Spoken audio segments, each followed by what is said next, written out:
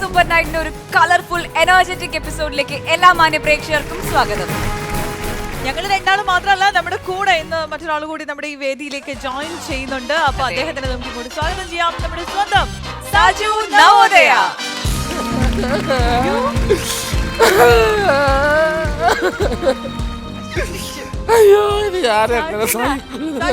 എന്തിനാ കരയുന്നേ? വീട്ടിൽ നിന്ന് വൈഫ് വിളിച്ചിട്ടുണ്ടായിരുന്നു. എന്റെ വീട്ടിലെ 3 കോഴി മരിച്ചുപോയി. കോഴി മരിച്ചുപോയോ? കോഴി ചത്തേനാണോ ചേട്ടാ ഇങ്ങനെ കിടന്ന് ചേട്ടാ, നമ്മൾ എത്രയോ കോഴിയെ ഒന്ന് കറി വെച്ച് കഴിക്കണം. അപ്പോഴൊന്നും ഇല്ലാത്ത സങ്കടം എന്താ ഇപ്പൊ? നിങ്ങൾക്ക് അത് പറഞ്ഞാൽ മനസ്സിലായി. എനിക്ക് അത്ര സങ്കടമുണ്ട്. ഞാൻ ഇപ്പൊ ശരിയാക്കി തരാം. സാജേടാ ഇവിടെ ശ്രദ്ധിക്കേ. ഞാൻ ഒരു കാര്യം പറയട്ടെ. നമ്മൾ ഇത്തരം നമുക്ക് ഇങ്ങനെ വിഷമമുള്ള സിറ്റുവേഷൻസ് ഒരുപാട് ലൈഫിൽ ഉണ്ടാവും. പക്ഷെ നമ്മൾ അതിനെ വളരെ സ്ട്രോങ് ആയിട്ട്, വളരെ ബോൾഡ് ആയിട്ട് നമ്മൾ നേരിടണം. കേക്ക് നോക്ക്, ഞാൻ പറയുന്നത് ശ്രദ്ധിക്കും. എന്റെ അപ്പൂപ്പ മരിച്ച സമയത്ത് പോലും ഞാൻ കരഞ്ഞിട്ടില്ല. ഞാനിങ്ങനെ സ്റ്റേൺ ആയിട്ട് നിന്നു. അതാണ് നമ്മുടെ മനക്കെട്ടി എന്ന് പറയുന്നത്. മനസ്സിലായോ? അശ്വതിയുടെ അപ്പം മുട്ടയിടുവായിരുന്ന എന്റെ 3 കോഴിയും കൂടെ ഒരു മാസം എനിക്ക് 90 മുട്ടയിട്ട് തരും. പിന്നെ ഞാൻ കരയാതിരിക്കണം അങ്ങനെ. ഇയാൾക്ക് പ്രാന്താട്ടാ. അതെ, മുട്ടയുടെ കാര്യം കോഴി ചത്ത കാര്യമൊക്കെ പിന്നെ പറയാം. നമുക്ക് ഷോ തുടങ്ങണ്ടേ? തുടങ്ങാം. ഓക്കെ, സംഭവമുണ്ട്. ഒരു അടിപൊളി ഗസ്റ്റിനെ കൊണ്ടുവന്നിട്ടുണ്ട്. അടിപൊളി. ഞാൻ എപ്പോഴും പറഞ്ഞില്ലേ സാവിശേണ്ട ഇപ്പോഴത്തെ സിനിമയിലെ കോണ്ടാക്ട്സ് വെച്ചിട്ട് അടിപൊളി ഗസ്റ്റിനെ തന്നെ. അതല്ല, നമ്മൾ സിനിമ ഫീൽഡിലേക്ക് ചെന്നപ്പോഴേ ഓരോരുത്തരുടെ പരിചയമായത്. അപ്പൊ ഞാനിവിടെ കൊണ്ടുവന്നത് ഇത് നമ്മുടെ തറവാടാണ്, നമ്മൾ വളർന്നുപോയ സ്റ്റേജാണ്. അപ്പൊ ഇവിടെ ഞാൻ പോയിക്കാൻ തീർച്ചയായിട്ടും കൊണ്ടുവരേണ്ട ഒരു ഗസ്റ്റിനെ തീർച്ചയായിട്ടും കൊണ്ടുവന്നിട്ടുണ്ട്. നവ്യ നായർ. നവ്യ നായരെ കൊണ്ടുവന്നിട്ടുണ്ട്. അടിപൊളി. അപ്പൊ നല്ലൊരു മലയാളികളുടെ സ്വന്തം ബാലാമണി. അപ്പൊ നവ്യ നായരാണ് നമുക്ക് ഇന്ന് അതിഥിയായിട്ട് എത്തിയിട്ടുള്ളത്. അപ്പൊ നമുക്ക് ഈ വേദിയിലേക്ക് ഏറ്റവും സ്നേഹത്തോടെ നിറഞ്ഞ കൈയ്യടിയോടെ സ്വാഗതം ചെയ്യാം നമ്മുടെ സ്വന്തം നവ്യ നായർ.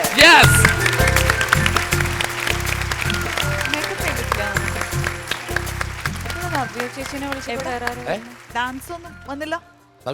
ഡാൻസേഴ്സ് ഒന്നും നവ്യ നായർ. നവ്യ നായരോ?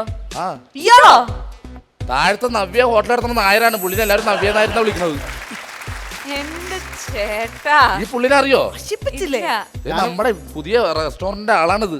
കാറ്ററിംഗ് പിടിച്ചേക്കണ ഞാനാണ്. അതിന്റെ ചുമതല ഇരിക്കാണ്. ഓ, നമുക്ക് ഫുഡ് ഇതെന്താ ബാക്കിലൊരു പിസ്സ ഗോപുരം നടന്നു വരുന്നത്? പിസ്സ ഗോപുരം. ഇത് ഷെഫാണ്. ഷെഫ് എന്റെ പുതിയ പാചകക്കാരൻ. ആരാ ഷെഫ്? ഒന്നുകൂടെ പറഞ്ഞേ. ഒന്നുകൂടെ പറഞ്ഞേ. ഒന്നുകൂടെ പറഞ്ഞേ. എന്തിനാ എപ്പോഴും പറയുന്നേ? അല്ല, പറഞ്ഞ കേൾക്കാൻ വേണ്ടിയല്ല. ഈ ഷെഫ് എന്ന് പറയുമ്പോ ഒരു കാറ്റഗറി വരുന്നുണ്ട്. ഒരു സുഖം. അതെ, അവൻ അങ്ങനെ കളിയാക്കിയതും വേണ്ട. അവന്റെ പാചകം അത് ഭക്ഷിച്ചു നോക്കിയിട്ടുണ്ട്. അല്ല, ഞാൻ ചോദിക്കട്ടെ, അവൻ പുള്ളി ഫുൾ ടൈം അടുക്കള തന്നെയാണോ? അങ്ങനെ ചോദിച്ചു. അല്ല, ഈ കളർ കണ്ടിട്ട് ചോദിച്ചതാ. ഇത് ഒറിജിനലാണ്, ഗ്യാരണ്ടി കളറാണ്. പൗഡർ ഇല്ല, വാളംപുള്ളി പൗഡർ ഇട്ട പോലെ ആയി പോകും. കൂടുതൽ കളിയാക്കൊന്നും വേണ്ട കേട്ടാ. താജ് ഹോട്ടലിൽ ജോലി നോക്കിയാളാ ഞാൻ. താജ് ഹോട്ടൽ. താജിലെടുക്കാൻ യാതൊരു സാധ്യത കണ്ടാ പറയില്ല. അവിടെ പണിക്കുന്നതിന് വല്ല തെളിവുണ്ടോ? എവിടെ അവിടെ ജോലിക്കുന്നതിന് വല്ല തെളിവുണ്ടോ? താണ്ടേ താജ് ഹോട്ടലിന്റെ മുതലാളിയുടെ മൊബൈൽ എടുത്ത് മാറ്റിക്കോട്ടെ. കയ്യിരിക്കുന്ന എടുത്ത് മാറ്റിക്കോ. അതെ, ഇവരുടെ അങ്ങനെ പുട്ട് കഴിച്ചിട്ടുണ്ടോ? ഇല്ല. ഇറച്ചിപ്പൊട്ട്, ഗോതമ്പ് പുട്ട്, റാഗിപ്പൊട്ട്, മൈദപ്പൊട്ട്, കത്രിക പൊട്ട്. ഇവരുണ്ടാക്കുന്ന പുട്ട് മുറിക്കണമെങ്കിലേ കത്രിക വേണ്ടി വരും. അതാണ് കത്രിക പുട്ട്. എന്നാ പിന്നെ കോടാലി പുട്ട് എന്ന് പറഞ്ഞ കൂടി ഉണ്ടാക്കും. കഴിക്കാലോ. അല്ല, ചേട്ടൻ എന്തായാലും കുക്കാണല്ലോ. കുക്കല്ല, ഷെഫ്. ഒന്നുകൂടെ പറഞ്ഞേ. ഷെഫ്. ഒന്നുകൂടെ പറഞ്ഞേ. ഷെഫ്. അങ്ങനെ കൂടുതൽ കാറ്റ് കൊള്ളണ്ട. അതൊക്കെ പോട്ടെ. ചേട്ടൻ പൊറോട്ട അടിക്കാറുണ്ടോ? അതെ. പൊറോട്ട അടിക്കാറുണ്ടോന്നോ? പൊറോട്ടയെ ഞാൻ അടിക്കൂ. ഒരു ദിവസം എത്ര പൊറോട്ട അടിക്കും? ഒരു ദിവസം ബീഫ് ഉണ്ടെങ്കിൽ ഞാൻ ഒരു 20 പൊറോട്ട കഴിക്കും. പിന്നെ മീൻകറി ആണെങ്കിൽ ഒരു 15, പിന്നെ സാമ്പാർ ആണെങ്കിൽ ഒരു 10, പിന്നെ ഒന്നുമില്ലാതെ പിച്ചി പറിച്ച് തിന്നാനാണെങ്കിൽ ഒരു 6 എണ്ണം വരെയൊക്കെ ഞാൻ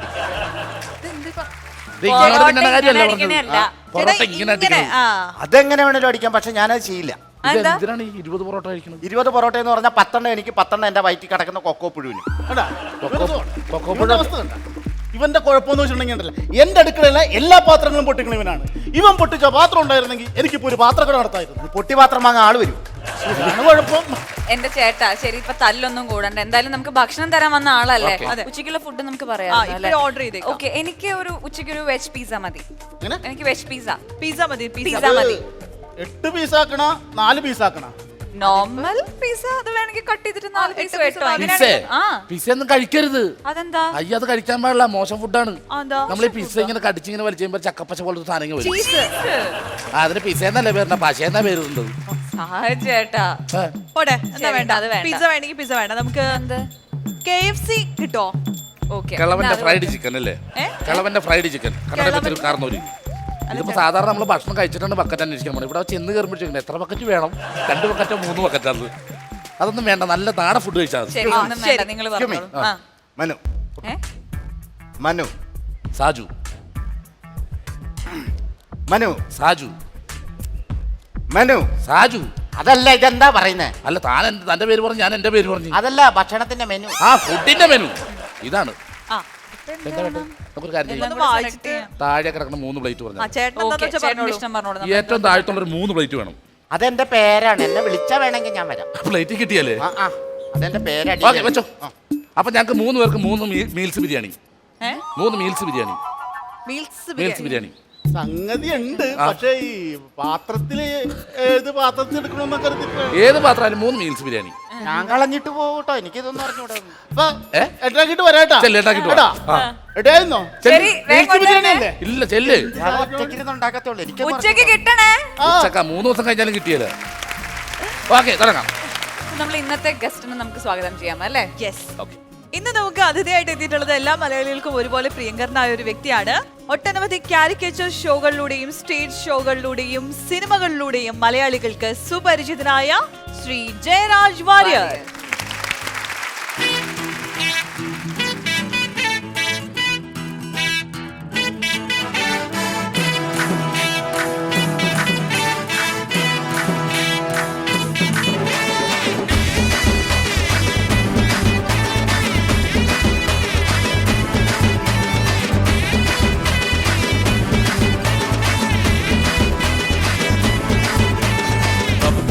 தெரியும் நம்ம ரூட்டு சரியான பயலா கெட்டோட்டு கொஞ்சம் ராங்கா தான் இருக்கும் ஆனா ரைட்டு புரியாத வரைக்கும் அப்பீடு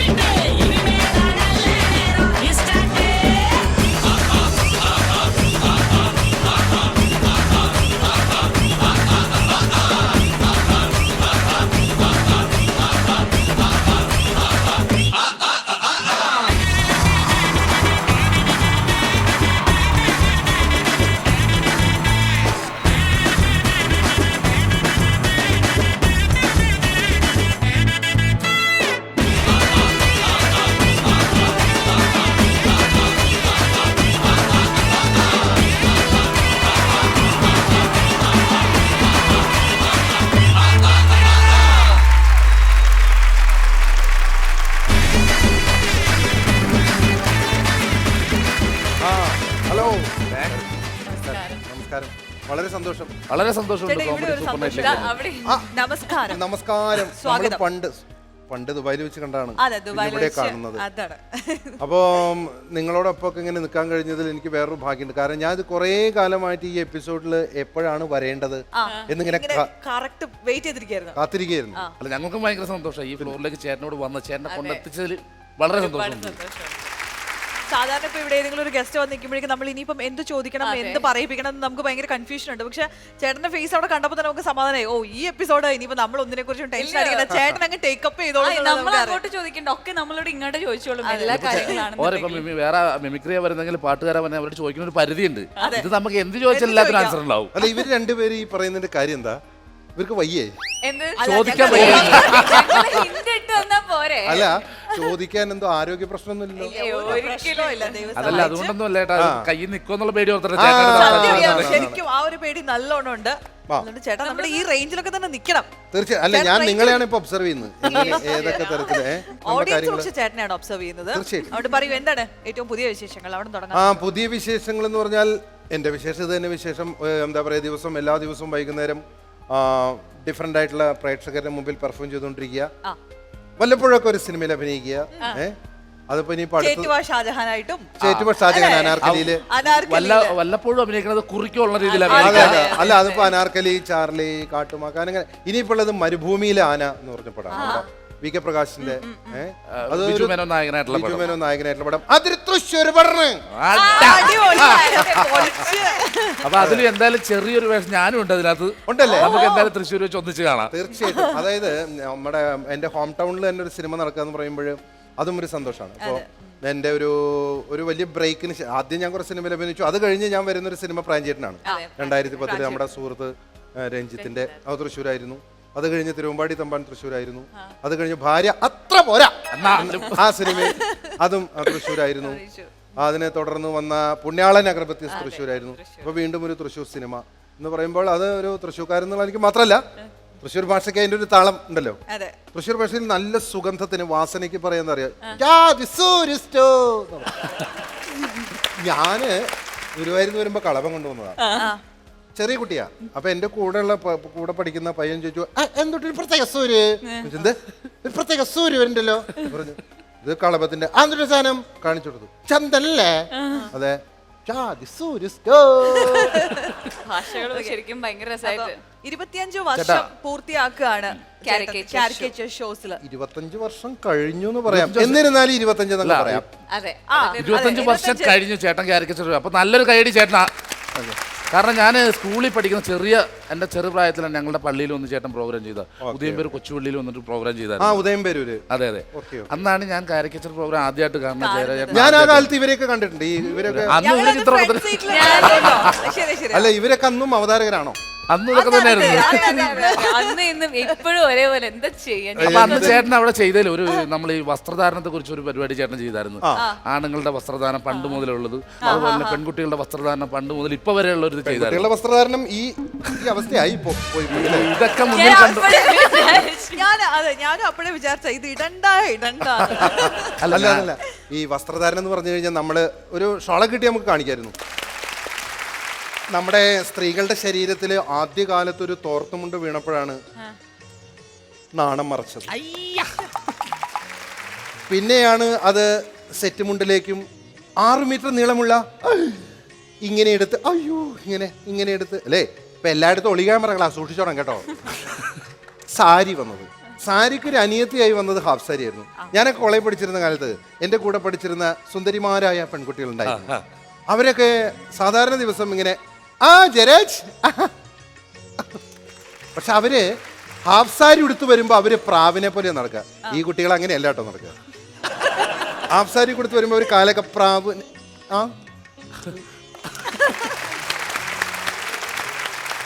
അങ്ങനെയായിരുന്നു. അപ്പൊ എന്താ വെച്ചാൽ അന്നത്തെ ഈ പെൺകുട്ടികൾക്കിടെ ഏറ്റവും വലിയ ശല്യം എന്താ വെച്ചാൽ ഈ ഹാഫ് സാരി ഉണ്ടല്ലോ. ഈ ഹാഫ് സാരി എപ്പോഴും ഇങ്ങനെയാ. കാരണം ആളുകൾ മോത്തേക്കല്ല നോക്കി സംസാരിക്കുക. പെൺകുട്ടികളുടെ എന്താ മോളെ അവർക്ക് മനസ്സിലായി.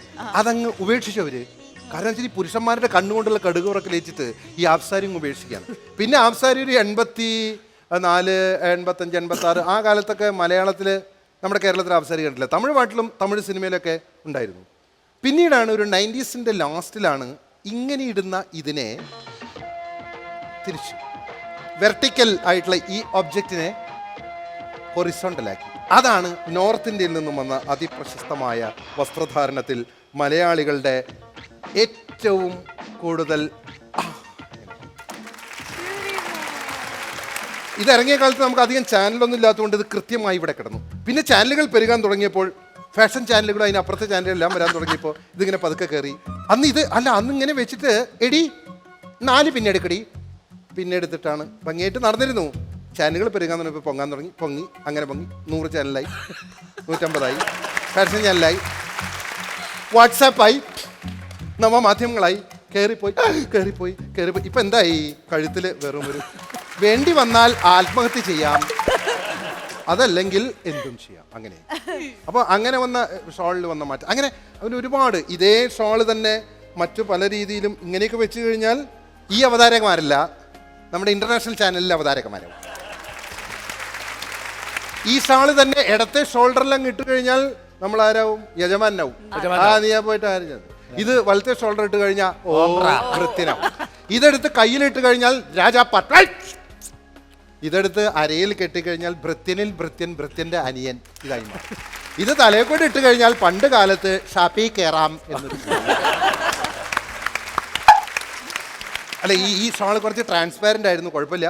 എന്നിരുന്നാലും കയ്യിൽ എന്ത് കിട്ടിയാലും എങ്ങനെയൊക്കെ വേണമെങ്കിലും നമുക്ക് Instant ആയിട്ടൊരു ആ സമയത്ത് ഒരു സട്ടിലായിട്ടുള്ള വളരെ പെട്ടെന്ന് ആളുകളിൽ എത്താനുള്ള ഒരു നർമ്മം. ചേട്ടൻ നല്ലൊരു സിംഗറാണ്, അവതാരകനാണ്. മലയാളത്തിൽ ഇന്ന് വരെ ഇറങ്ങിയിട്ടുള്ള ഒട്ടുമിക്ക എല്ലാ ഗാനങ്ങളും അറിയുന്ന ആളാണ്.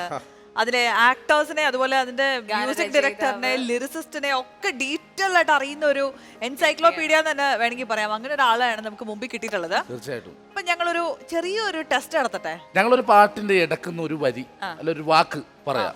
ആ പാട്ടിന്റെ തുടക്കം ചേട്ടനൊന്ന് പാടിയാൽ മതി. ഇടയ്ക്കുള്ള ലിറിക്സിന്റെ ഇടയ്ക്കുള്ള പോർഷൻ പറയാം, അതിന്റെ പല്ലവി പാടണം. ശ്രമിക്കാം.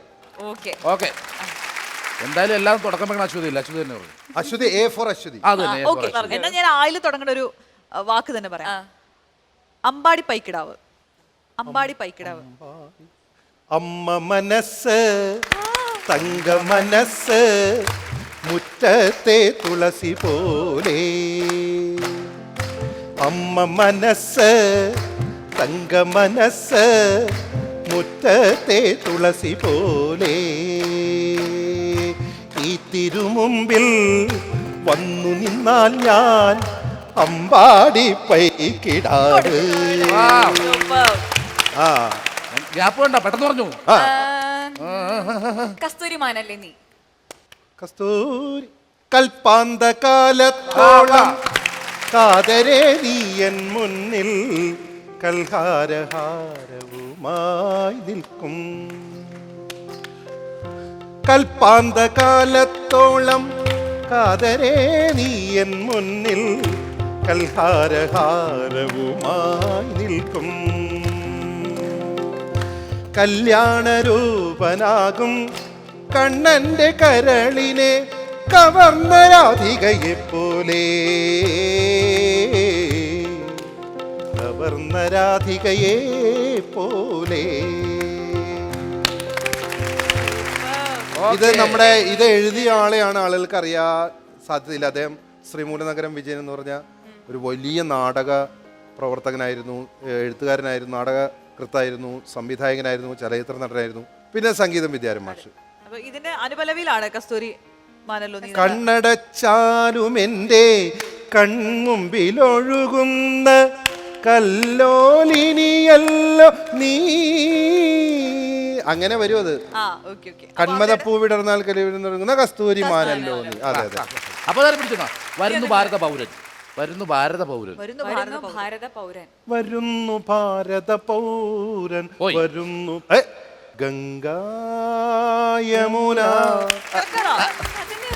ഗംഗാ യമുന സംഗമ സമതല ഭൂമി. സ്വർഗീയ സുന്ദര ഭൂമി. സ്വതന്ത്ര ഭാരത ഭൂമി. ഇത് ഹോട്ടൽ ഹൈ റേഞ്ച് എന്ന സിനിമയ്ക്ക് വേണ്ടി വയലാർ രാമവർമ്മ എഴുതി ദേവരാജ് മാസ്റ്റർ ഇണമിട്ട പാട്ടാണ്. ഓക്കെ. ശരിക്കും ഇത് നമ്മൾ ആദ്യം നമ്മൾ വെറുതെ ഒന്ന് ഇത് പറഞ്ഞെങ്കിലും ഭാഷകളെ കുറിച്ച് ചെറുതായിട്ട് നമ്മളൊന്ന് പറഞ്ഞെങ്കിലും ഈ ഭാഷകളുടെ ആ ഒരു വ്യത്യാസം നമ്മൾ ചേട്ടന് അതിനെ കുറിച്ചൊന്ന്. ഭാഷകളുടെ വ്യത്യാസം എന്ന് പറഞ്ഞു കഴിഞ്ഞാൽ നമ്മളിപ്പോൾ ഒരു 14 ജില്ലകളുള്ള ഒരു സ്റ്റേറ്റ് ആണല്ലോ നമ്മുടെ കേരളം. ഒരു വഞ്ചി മറച്ചിട്ട പോലെ ഇങ്ങനെ കിടക്കുകയാണ് കേരളം. ഈ കേരളത്തിൽ ഉള്ളിലേക്ക് ചെല്ലും തോറും എത്രയെത്ര ഭാഷകളാണ്. ഇപ്പോൾ അത്ഭുതം എന്ന് പറഞ്ഞൊരു, അത്ഭുതം എന്ന് പറഞ്ഞാൽ പലതരത്തിലല്ല അത്ഭുതം. പ്രത്യേകിച്ച് അത്ഭുതം ഇപ്പൊ ഇവിടെ അത്ഭുതം എന്ന് പറയും. അപകടം പറ്റിയാലോ അപകടം. ഇത് രണ്ടിനും ഒറ്റ വികാരമാണ് അമ്മേ. ഒരു മഹാത്ഭുതം കണ്ട അമ്മയെന്ന് പറയും, അപകടം പറ്റിയാലും അമ്മയെന്ന് പറയും. പക്ഷെ തിരുവനന്തപുരത്ത് അങ്ങനെ പറയില്ല. തള്ളേ എന്ന് പറയും. എവിടെ പോയി?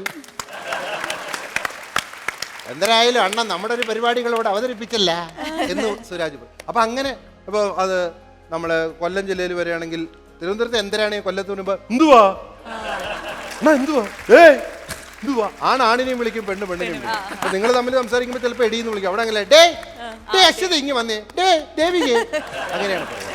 കോട്ടയത്ത് വരുമ്പോഴോ ഓ എന്നതാ എനിക്കറിയാം എന്നും കുറച്ച് കടന്ന കൈയോടെ പറയും. തൃശ്ശൂര് എന്തൊട്ടനെ പാട്ടൊക്കില്ല ഇപ്പൊ അങ്ങനെ. ഇപ്പൊ പാട്ട് വരെ എന്തൊട്ടറക്കടാവേ എന്തൊട്ടത് എന്ന് പാട്ട് വരെയായി. പാലക്കാട് എന്താണ് മലപ്പുറം അപ്പൊ മലപ്പുറം ജില്ല പറയുകയാണെങ്കിൽ എന്ന് പറയും. കോഴിക്കോട് നിങ്ങളുടെ പരിപാടി ഉണ്ടാ. അങ്ങ് കണ്ണൂർക്ക് പോയി കഴിഞ്ഞാൽ ഓനാടെ പോയിനപ്പാ, ഓനാടിയും പോയിച്ച് അങ്ങനെ പറയും. അങ്ങനെ നമ്മൾ നമ്മൾ കാസർഗോഡൊക്കെ എത്തിക്കഴിഞ്ഞാൽ പറഞ്ഞാൽ ഞാൻ രണ്ടായി പോയിനപ്പോ ഓന് ഫോണാക്കീനപ്പാ, ഫോൺ ചെയ്തു എന്ന് പറയാ. ദുബായിക്ക് ഓൾക്ക് ഫോണാക്കീനപ്പാ. അപ്പൊ അങ്ങനെ അതെ അപ്പൊ അങ്ങനെ ഓരോ ഭാഷാഭേദങ്ങൾ നമ്മൾ യാത്ര ചെയ്ത് കിട്ടിയിട്ടുള്ളതൊക്കെ. പണ്ടൊരിക്കൽ ഞാൻ നാടകം കളിക്കുന്ന സമയത്ത് ഞാൻ കണ്ണൂർ പയ്യന്നൂർ ഒരു പ്രോഗ്രാമിന് പോയി. അപ്പം ഞാനാണ് അവസാനം ഭക്ഷണം കഴിക്കുക. ഞാൻ ഭക്ഷണം കഴിച്ച് കഴിഞ്ഞപ്പോൾ കടക്കാരൻ ഇലയിൽ ഭക്ഷണമൊക്കെ വെച്ച് കഴിഞ്ഞിട്ട് ഞാൻ ഊണ് കഴിഞ്ഞ് നമുക്ക് ഇല എടുക്കുന്ന ശീലമല്ലോ, കൈ എഴുതാൻ പോകുമ്പോൾ ഇയാൾ ഗ്ലാസ് കഴിയുന്ന എൻ്റെ ഇടയ്ക്ക് പറഞ്ഞു നിങ്ങൾ ഇല എടുത്താടി ചാടിക്കളാന്ന്. അപ്പം ഞാൻ ചോദിച്ചു എന്താ നിങ്ങൾ ഇല എടുത്താടി ചാടിക്കളാന്ന് പറഞ്ഞു. ഞാൻ ഈ ഇല എടുത്തിട്ട് എനിക്ക് അതുവരെ അറിയുന്ന എല്ലാ താളങ്ങളും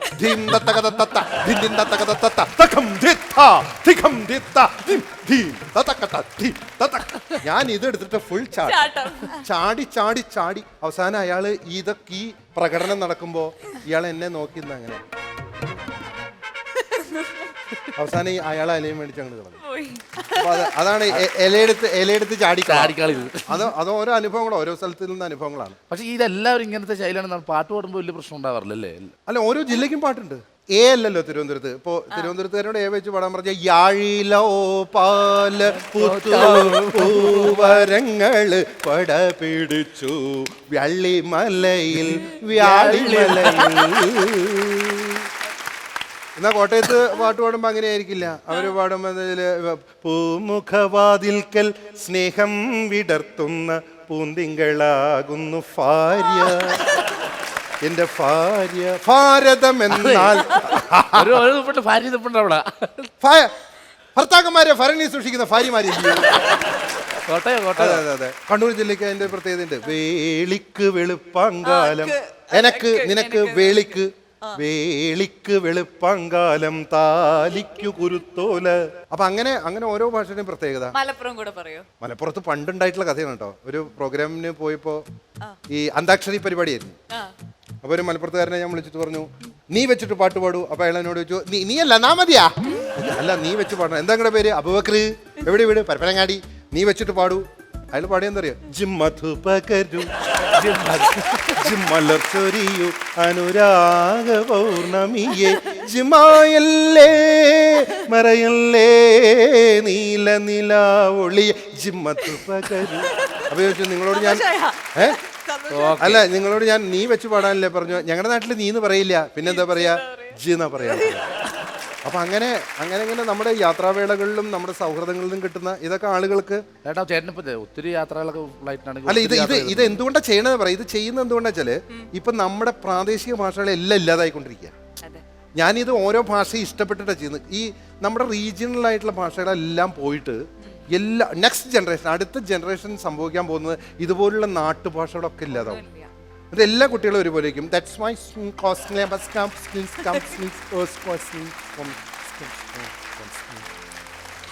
ലോവർ ജോ അനങ്ങുന്ന ഒരു ഭാഷ മാത്രമാവും. അപ്പൊ ഞാനിപ്പോ തിരുവനന്തപുരത്തുകാരെ എനിക്ക് ഏറ്റവും ബഹുമാനമുള്ളവരാണ്. പക്ഷെ ഇപ്പൊ വാട്സപ്പ് ഫേസ്ബുക്ക് വന്നിട്ട് അധികം സംസാരിക്കണില്ല. അതെ. അല്ല, ഇപ്പോഴത്തെ കുട്ടികളൊക്കെ ഒരു കാര്യം പറഞ്ഞു കഴിഞ്ഞാൽ ഡൗൺലോഡ് ചെയ്യുന്ന സമയം എടുക്കുന്നുണ്ട് കേട്ടോ. ഒരു കാര്യം പറയാം, ഇപ്പൊ നമ്മളൊക്കെ കുട്ടികളായിരിക്കുന്ന സമയത്ത് ഇപ്പൊ അച്ഛനും അമ്മയും പറയുന്നത് എടാ പെട്ടെന്നൊരു 1/2 കിലോ ഉള്ളി വാങ്ങിച്ചോ. നമ്മൾ കേട്ട ഉടനെ നമ്മൾ ജോലി കഴിഞ്ഞ് വരും. ഇപ്പോഴത്തെ കുട്ടികളോട് പറഞ്ഞു കഴിഞ്ഞാൽ കുട്ടികൾ മോനെ പോയിട്ട് വാങ്ങിച്ചിട്ട് പോവാം. എന്താ അറിയോ? ഡൗൺലോഡ് ചെയ്തത് കറങ്ങി ഇങ്ങനെ വരാൻ ഡൗൺലോഡിങ്ങിന്റെ ഒരു സ്ലോനെസ്. ഇതുപോലെ കണ്ടതിൽ എന്തെങ്കിലും ഇൻട്രസ്റ്റിംഗ് ആയിട്ടുള്ള ക്യാരക്ടേഴ്സിനെയൊക്കെ പരിചയപ്പെട്ടിട്ടുണ്ടാവല്ലോ? ഒരുപാട് ഒബ്സർവ് ചെയ്യുന്ന ആളായതുകൊണ്ട്. ഒരുപാട് വ്യത്യസ്തങ്ങളായിട്ടുള്ള കഥാപാത്രങ്ങളുണ്ട്. ഞാൻ ദുബായിൽ മാവേലിക്കര അസോസിയേഷന്റെ പ്രോഗ്രാമിന് പോയിട്ട് ഞാൻ അവിടെ പുറത്ത് ഓഡിറ്റോറിയത്തിന്റെ പുറത്തിരിക്കുക. ഒരാള് ഞാൻ അവിടെ നിൽക്കുകയാണെങ്കിൽ ഇവിടെ വരും. ഒരു തൂണിന്റെ മറയിലേക്ക് എന്നെ കണ്ടു കഴിഞ്ഞാൽ അയാൾക്ക് എന്നെ കണ്ട ചിരിയാ. അപ്പൊ ഞാൻ അങ്ങോട്ട് തിരിയില്ല, വേറെ ആൾ സംസാരിക്കുക. അപ്പൊ ഇയാൾ എന്റെ ഇപ്പുറത്ത് വന്നു എന്നെ കണ്ടോടനെ ഞാൻ എവിടെ പോയാൽ ഇയാൾ എന്നെ ചിരിച്ചു പിന്തുടരുക. പ്രോഗ്രാം നടന്ന സമയത്ത് ഇയാൾ മുമ്പിൽ വിടുന്നത് എന്റെ പരിപാടിയില്ല. ഇയാൾ തല കുമ്പിട്ട് ഇങ്ങനെ ഞാൻ എന്നിട്ട് ഇയാളോട് ചോദിച്ചു തനിക്ക് എന്തെങ്കിലും അസുഖം അല്ല ചേട്ടാ, ചേട്ടനെ കണ്ടു കഴിഞ്ഞ് എനിക്ക് അപ്പോഴേ ചിരി തുടങ്ങും. അതെന്തോ ഒരു മാനസിക പ്രശ്നമാണ്. അതുപോലെ ഈ പരിപാടി സ്പോൺസർമാരുണ്ടല്ലോ, നമ്മൾ ഈ ഉത്സവ പറമ്പിലൊക്കെ പ്രോഗ്രാമിന് പോകുമ്പോൾ അവിടെ ചെല്ലും. നമ്മളൊരു വീട്ടില്, ഒരു വലിയ വീടിന്റെ മുകളിൽ എ സി ഉണ്ട്, എന്താ എ സി ഉണ്ട്, എ സി റൂമിൽ ഇങ്ങനെ ബ്രേസ്ലെറ്റ്, എല്ലാ സൗകര്യങ്ങളും ഉണ്ട്. 8 മണിക്ക് ഉദ്ഘാടനം, ഞാനാണ് ഉദ്ഘാടനം. നമുക്കറിയാമല്ലോ, സാംസ്കാരിക സമ്മേളനം, സാറും ഇരിക്കാം. പരിപാടിയൊക്കെ കണ്ട് ഇയാൾ സ്റ്റേജിൻ്റെ പുറത്ത് നിൽക്കും. ഇത് കഴിഞ്ഞ് ഞാൻ പല ഐറ്റം അവതരിപ്പിച്ച് ഇങ്ങനെ ഇറങ്ങി വരുന്ന സമയത്ത് ഇയാൾ പറഞ്ഞു, ഭരത് ഗോപി അവതരിപ്പിച്ചിട്ട് ഞാനിങ്ങനെ ഗോപി ആശാന്റെ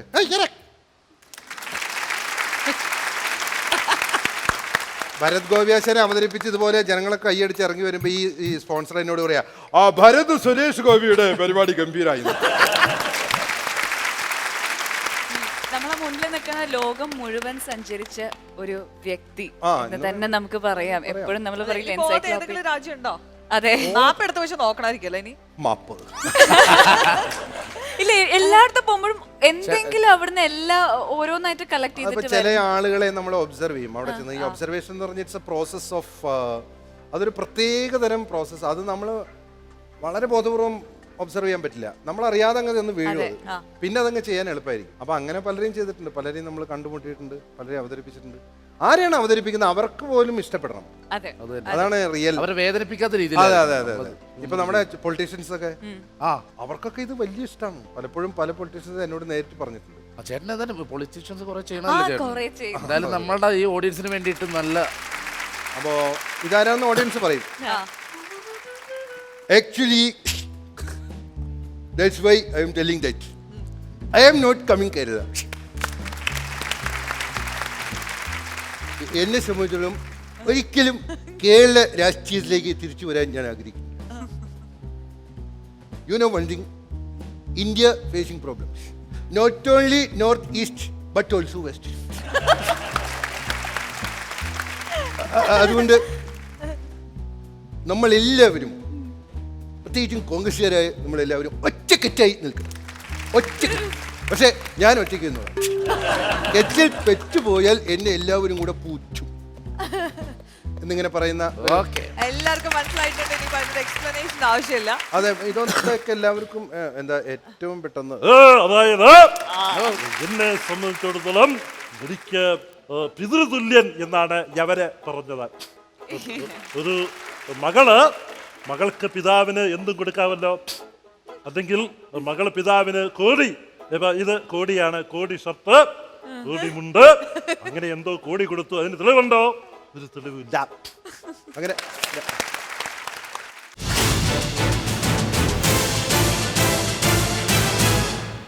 ഇനി നമുക്ക് ഒരുപാട് കാര്യങ്ങൾ ഇനിയുണ്ടോ? പിന്നെ ഒത്തിരി ഒരു സംഭവങ്ങൾ ഇങ്ങനെ കിടക്കില്ലേ. അതെ, ഇനിയിപ്പോ ചേട്ടാ മുമ്പ് പറഞ്ഞത് ഇപ്പൊ മാറ്റി പറയിക്കാനുള്ള ഒരു അവസരമാണ്. ഇവിടെ കുറച്ച് ക്വസ്റ്റ്യൻസ് ഉണ്ട് ചേട്ടാ. എന്നോടോ? വല്ല കാര്യമുണ്ടോ? അതൊക്കെ അവരോട് ചോദിക്കണം. ഇല്ലില്ല, ചേട്ടനോട് ചോദിക്കണം. അല്ല, അങ്ങനെ പെട്ടെന്ന് ഒഴിവാൻ വേണ്ടി കാശല്ലല്ലോ ചോദിക്കണത്, ചോദ്യമല്ലേ ചോദിക്കണം. ആദ്യ ചോദ്യം, നമ്മൾ ആരും അറിയാതെ രഹസ്യമായി നൽകുന്ന ദാനം ഏതാണ്? ആരും അറിയാതെ നമ്മൾ രഹസ്യമായി നൽകുന്ന ദാനം. ഇഷ്ടദാനം. ഇഷ്ടദാനം രഹസ്യമായിട്ട് മാത്രമല്ലല്ലോ തരാ. രഹസ്യമായിട്ട് നൽകുന്ന ദാനാണോ നമ്മൾ അറിയാതെ ചെയ്യുന്നത്? എന്ത് ദാനാണ് അത്? സത്യം പറഞ്ഞാൽ അത് കിട്ടുന്ന ആള് പോലും അറിയണില്ല. നമ്മൾ അതുമായിട്ട് ബന്ധപ്പെട്ട ചില കാര്യങ്ങൾ കുറച്ച് സമയം മുൻപ് ഇവിടെ സംസാരിച്ചതാണ്. അതെന്ത് ദാനാണ്? അതെന്ത് ദാനാണ്? അതാ ഞാൻ ചോദിക്കുന്നേ. ചിരി, ഹാസ്യം, അതൊന്നല്ല. ഇത് ശരിക്കും കറക്റ്റ് ആൻസറാ. അതല്ല, ഞാൻ പറഞ്ഞ ഉത്തരല്ല. ഈ ദാനം പ്രായപൂർത്തിയായവർക്ക് മാത്രമാണ് കൊടുക്കാൻ പറ്റുള്ളൂ. ഹസ്തദാനം. അതെന്താ കൊച്ചുകുട്ടികൾക്ക് ഹസ്തദാനം ചെയ്തൂടെ? ദാനം പ്രായപൂർത്തിയായവർ മാത്രം രഹസ്യമായി നൽകുന്നൊരു ദാനം.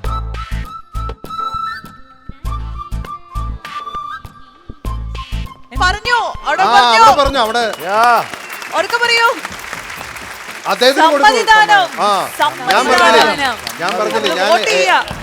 നടുക്ക് തളയുള്ള കായ ഏതാണ്? നടുക്ക് തള വരുന്ന ഒരു കായ ഏതാണ്? തള. അത് ചേട്ടന് പറയാൻ പറ്റും. മലയാള ഭാഷ ഇങ്ങനെ ടമ്മാന വരുന്ന ആളല്ലേ? നടുക്ക് തളയാ. ഇത് ശരിക്കും ഒരു കായുടെ പേരാണ്, പക്ഷെ നടുക്കൊരു തള വരും. തള തള വരും ചേട്ടാ. മാതളമലർ. അത് തളമല്ലേ? ആ മാതളം. തള മാതളം മാതളമലരേ. മാതളത്തിന്റെ അതാണ് നമ്മുടെ ഇത് പറയില്ലേ, എന്താ അനാർക്ക്, പൊമഗ്രനേറ്റ്, മാതളം. മാതളം ഓക്കെ. മാതളം is a കാ പഴുത്തു കഴിഞ്ഞാൽ ഫ്രൂട്ട്സ്. കറക്റ്റ് ആയിട്ട് തള വരുന്നത് ഒതളങ്ങയ്ക്കാണ്. മാതളം കഴിഞ്ഞ ഒരു ചില്ലറ്റുണ്ടെന്നുള്ളത് ഒതളങ്ങയ്ക്ക് കൊടുക്കും. ലാസ്റ്റ് ക്വസ്റ്റ്യൻ ആണ് കേട്ടോ. താക്കോലുമായിട്ട് ബന്ധമുള്ള ഒരു പുരാണ കഥാപാത്രം ഏതെങ്കിലും ഒന്ന് പറഞ്ഞാൽ മതി. ഓപ്ഷൻസ്. താക്കോലുമായി ബന്ധമുള്ള പുരാണ കഥാപാത്രം. ഓപ്ഷൻ ഒന്നും ഇല്ല ഇവിടെ. താക്കോൽ എന്ന് പറയുമ്പം ചേട്ടാ നമ്മുടെ റേഞ്ചിലേക്ക് എത്തിയപ്പോഴേക്കും ക്വസ്റ്റൻ എല്ലാം തീർന്നു കഴിഞ്ഞു. ഞാൻ അങ്ങനെയാണ്, ഞാൻ പതുക്കെ പതുക്കെ ഇങ്ങനെ എത്തുമ്പോഴേക്കും വളരെ പെട്ടെന്ന്. ഓക്കെ, അപ്പൊ എന്തായാലും നമ്മുടെ കീചകൻ ഈ റൗണ്ട് അവിടെ കഴിഞ്ഞിരിക്കുകയാണ്. ഫുഡ് റെഡി ആയിട്ടാ, ഫുഡ് റെഡി ആയി, ഫുഡ് റെഡി ആയിട്ടാ, ബെറ്റർ ടീമാട്ടാ. ഞങ്ങളുടെ കാറ്ററിംഗിന്റെ ആളാണ്. Food catering. ഇങ്ങനെ പറഞ്ഞ പാഷാണോ? അത് ശരി. നമ്മുടെ ഗസ്റ്റ് ആണത്. പാഷാണൊന്നും വിളിക്കരുത്. സാജു നവോദയ, സാജു സാറെന്ന് വിളിക്കാൻ പാടുള്ളൂ. സോറി ഏട്ടാ, അവൻ ഇത്തിരി വിവരം കെട്ടവനായി പോയി, ക്ഷമിക്കണം. ആ ക്ഷമിക്കണമെന്നല്ല, ഇവനെ കണ്ടപ്പോഴേ എനിക്ക് പിടിച്ചില്ല. ഇവനെ എവിടെ കിട്ടി കാട്ടുമാക്കാനാ, പാചകക്കാരനാന്നും പറഞ്ഞ് നടക്കുന്നു. എന്റെ മുഖം അടിച്ചാൽ പൊളിക്കും ഞാൻ. മുതലാളിക്ക് വന്നേ. എന്താടാ മുതലാളി കുറച്ചും അടുക്കളയെന്ന് പറഞ്ഞ കറക്റ്റ് ആണ് കേട്ടാ. എന്ത് പറഞ്ഞു? ഭയങ്കര ജാടയാണ്. എന്താ? ഒന്നുമില്ല, ഒന്നുമില്ല. അതെ സാറേ, ഇവൻ വിവരം കെട്ടവനാണെങ്കിലും നല്ല നല്ല ഭക്ഷണ പദാർത്ഥങ്ങൾ ഉണ്ടാക്കും. ഇവന്റെ സ്പെഷ്യൽ എന്ന് വെച്ചാൽ മിൽക്ക് ആൽക്കുൽ ഷേക്ക് അതുണ്ടായിട്ടുണ്ട്. മിൽക്ക് ആൽക്കുൽത്താ? അല്ല, മിൽക്ക് ആൽക്കുൽ ഷേക്ക്. ഇവൻ ആദ്യം ലോഹയിലായിരുന്നേ.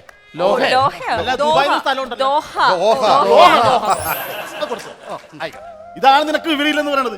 എടാ, അവര് നമ്മുടെ ഗസ്റ്റ് ആണ്. ഒരു സാധനം സെർവ് ചെയ്യുമ്പോ ഒരു ട്രേയിൽ വെച്ച് വേണം കൊടുക്കാനായിട്ട്. ഡ്രൈവറെയൊക്കെ വിളിച്ചോണ്ടോ എവിടെ ഇട്ട് കൊടുക്കാൻ? ഡ്രൈവർ അല്ല, ട്രേയിൽ വെച്ച് വേണം കൊടുക്കണം. അതാണ് മാനേഴ്സ്. സാറേ ഒന്ന് അഡ്ജസ്റ്റ് ചെയ്യണം കേട്ടോ.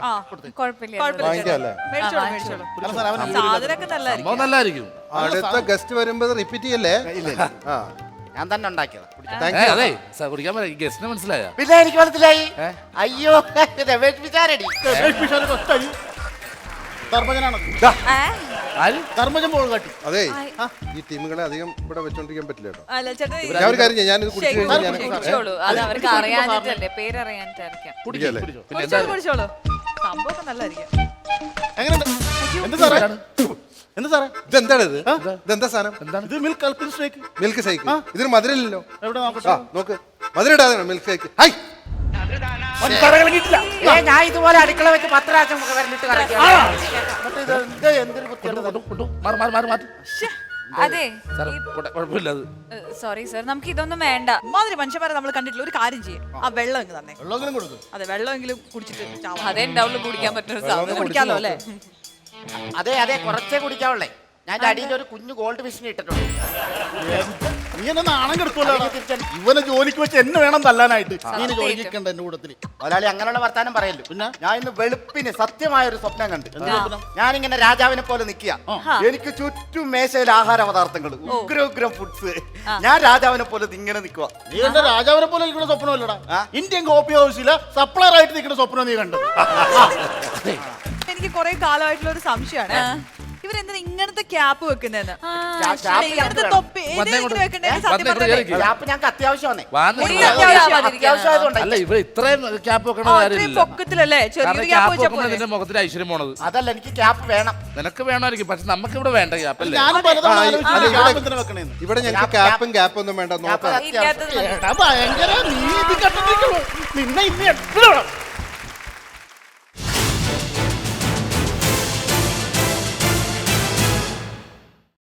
അടുത്ത റൗണ്ടിന്റെ തിരക്കിൽ എന്റെ കയ്യിലുണ്ട്. ഇതിൽ കുറച്ച് സിനിമ പേരുകളാണ് ഉള്ളത്. നമ്മള് ഡംസ്ട്രാറ്റ്സ് ആണ്. അപ്പൊ ഒരാള് ഇത് എടുക്കുന്നു, അപ്പൊ ആ ആൾക്ക് മറ്റേ ആൾ ഓപ്പോസിറ്റ് നിൽക്കുന്ന ആള് ഇത് അഭിനയിച്ച് കാണിച്ചു കൊടുക്കണം. അപ്പൊ എടുത്തോളൂ. ഇതെന്ത് ചെയ്യണം ഞാൻ? നോക്കരുത്. ഞാൻ നോക്കരുത്. ഞങ്ങൾക്ക് അശ്വതി പറയണ്ടെങ്കിൽ അശ്വതിനെ കാണിച്ചു കൊടുക്കും. സാജേട്ടനാണ് പറയേണ്ടത്. ആരാ പറയേണ്ടത് ഇതില്? ഞാനാ ഇത് പറയേണ്ടത് പാഷാനും സാജി. അല്ല, ഇത് നോക്കിയിട്ട് പറയേണ്ടതാരാ?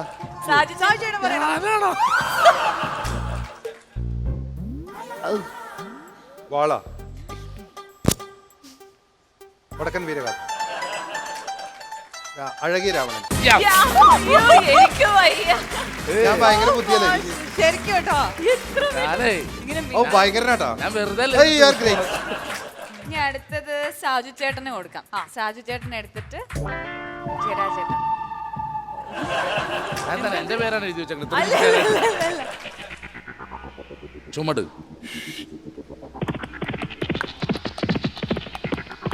അന്തപുരം. അന്തപുരോ? കുതിര. കുതിര. ആ വാള്. പരിച.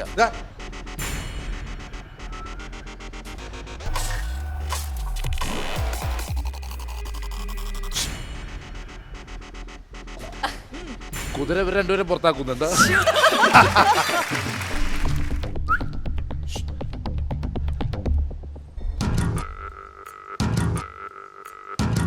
മാജിക്. മാജിക്. Yes yes. കുതിര മാജിക്. അല്ല, മാജിക്.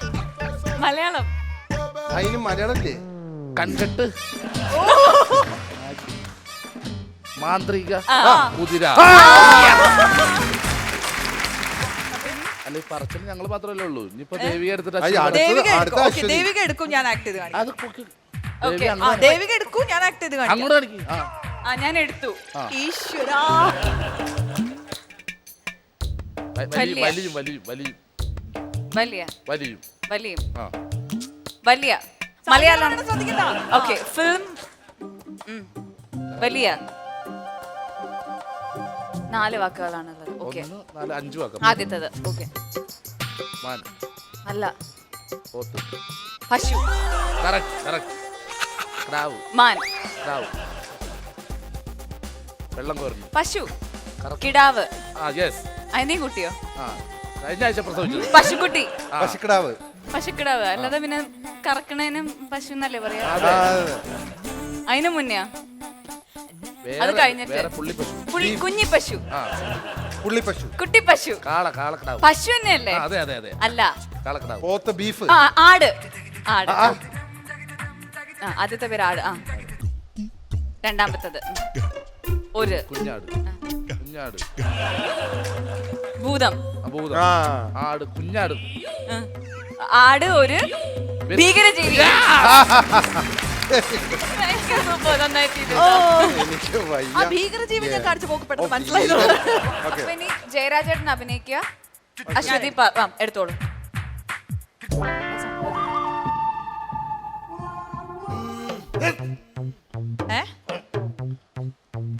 കള്ളുകുടിയൻ. കുടിച്ചിട്ട് കുളിച്ചു. കള്ളു കുടിച്ചു. കുപ്പി ഒഴിച്ചു. മദ്യം. കാർക്കിച്ച്. വെള്ളം ഒഴിക്കാതെ. ചാരായം. അങ്ങനെയൊക്കെ ഒരു സിനിമ ഉണ്ടോ? ഞാൻ ക്ലൂ പറയാം. കൊറേ അക്ഷരങ്ങളുണ്ടോ അതോ ചെറിയ പേരാണ്? കൂതറയാണോ? അല്ല, അടിച്ചിങ്ങനെ അഭിനയിച്ച ആൾക്കാരെ നമുക്ക് ജസ്റ്റ് കാണിക്കാൻ പറ്റുന്നുണ്ടാവോ? ഒരു ക്ലൂ പറഞ്ഞു തരും കേട്ടോ. ഒരു ക്ലൂ. അത് പനപ്പെട്ടയാളോട് കഴിക്കുന്നത്. ആന പനമ്പട്ടയാണ് കഴിക്കുന്നത്. ഇനി പറ. ക്ലൂ ആണേ. അതിലൊരു ഒരു ഒരു ഒരു അതിലിടയിലുള്ള ഒരു വാക്ക് ക്ലൂ ആണ്. ഇതിലുണ്ട് അത്. പട്ട. പട്ട. പട്ട. പനമ്പട്ട കഴിച്ചു ആന. പട്ട.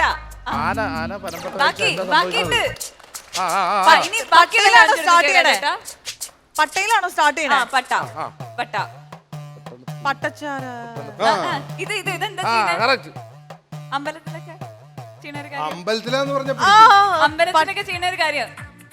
അമ്പലത്തില് ചെയ്യണേ പൂജ. പൂജ. ധാര. ധാര. പട്ടാഭിഷേകം. പറഞ്ഞിട്ടാ. ഞാനത് ദൈവത്തിന്റെ അവിടേക്കൊന്ന് കൊണ്ടുപോകണ്ടെന്ന് വിചാരിച്ചിട്ടാണ് ഇതൊക്കെ കാണിച്ചത്. ചാരായത്തിൽ ഒതുക്കാൻ നോക്കിയതല്ലേ? ഓ, അതെന്തായാലും ഭീകരായി പോയി.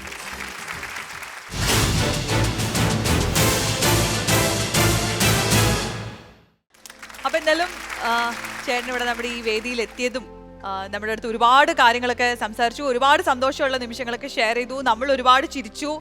അപ്പം സന്തോഷമായി ചേട്ടനൊന്ന് വിചാരിക്കണു. എന്താണ് നമ്മുടെ മലയാളി പ്രേക്ഷകരോട് പറയാനുള്ളത്? മലയാളികളായിട്ടുള്ള പ്രേക്ഷകരാണ് എന്നെ വളർത്തിയതും നമ്മളെയൊക്കെ വളർത്തുന്നതും. മാത്രമല്ല ഈ രീതിയിലുള്ള ഒരു ഷെയറിംഗ് എന്ന് പറയുമ്പോൾ ഇപ്പോൾ നമ്മൾ എല്ലായ്പ്പോഴും നമ്മൾ വാട്സാപ്പിലും ഫേസ്ബുക്കിലും ഷെയർ ചെയ്യണം.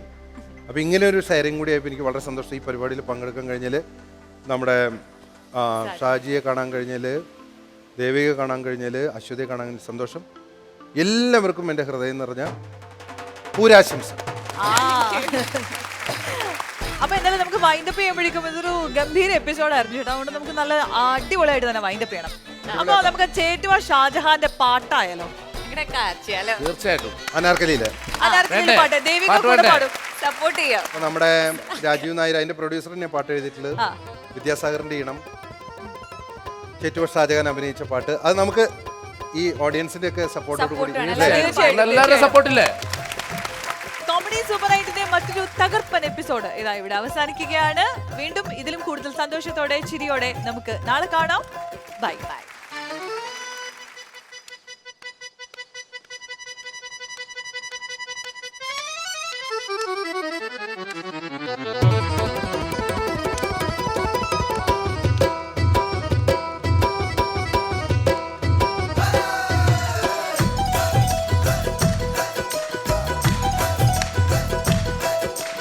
ആ ഒരു തീ അവളൊരു തീ, പാൽമണക്കും കതിരൊരു തീ.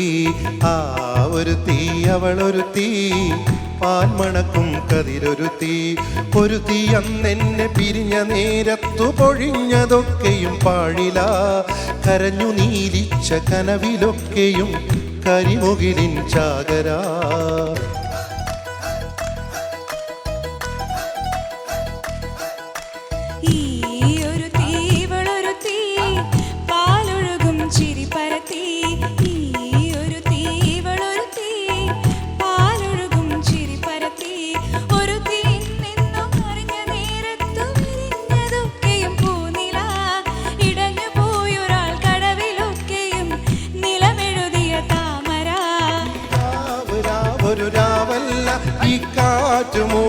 ശീലല്ല ഇന്നേരമിളകിയ തിരയല്ല, ഇതിലൊന്നും അവളില്ല. ആ ഒരു തീ അവളൊരു തീ, പാൽമണക്കും കതിരൊരു തീ.